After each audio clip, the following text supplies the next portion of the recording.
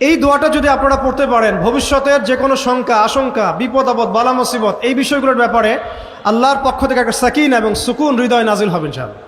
একবার আমার মনে আছে যে একটা জটিল মাসালা নিয়ে আমরা আমাদের মোহতারাম খতিব সাহেব, বাইতুল মুকাররমের বর্তমান খতিব সাহেব, তার দ্বারস্থ হয়েছিলাম। একটা মুশকিলা দেখা দিয়েছে, একটা দোয়া শিখিয়ে দেন যে দোয়ায় আমল করলে ইনশাআল্লাহ এটা চলে যাবে।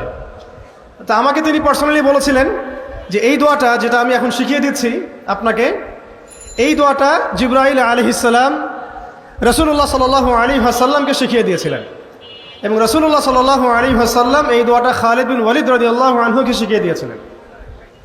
তো শোনার এবং শেখার খুব আগ্রহ ছিল, তা আমি লিখে নিচ্ছিলাম এবং নোট করছিলাম।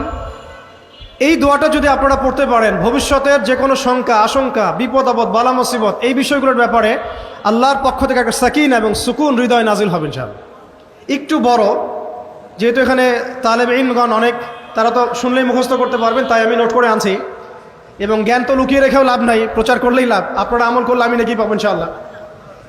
তো এই দোয়াটা হচ্ছে আউযু বিকালিমাতিল্লাহি তাম্মাতিল্লাতি লা ইউজাবিজুহুন্না বাররুন ওয়ালা ফাজির মিন শাররি মা খালাকা ওয়া যারআ ওয়া বারআ ওয়া মিন শাররি মা ইয়ানজিলু মিনাস সামাই ওয়া মা ইয়া'রুজু ফিহা ওয়া মিন শাররি মা যারআ ফিল আরদি ওয়া মা ইয়াখরুজু মিনহা ওয়া মিন শাররি ফিতানিল লাইলি ওয়ান নাহার ওয়া মিন শাররি তাওয়ারিকিল লাইল ইল্লা তাওয়ারিকান ইয়াতরুকু বিখাইরিন ইয়া রহমান। এই দোয়াটার উপর আমল করতে থাকেন, দেখেন ভবিষ্যতের আশঙ্কা দূর হয়ে যাবে ইনশাআল্লাহ। আল্লাহ পাক আমরা সবাইকে 4টা গুণ হাসিল করার তৌফিক দান করেন।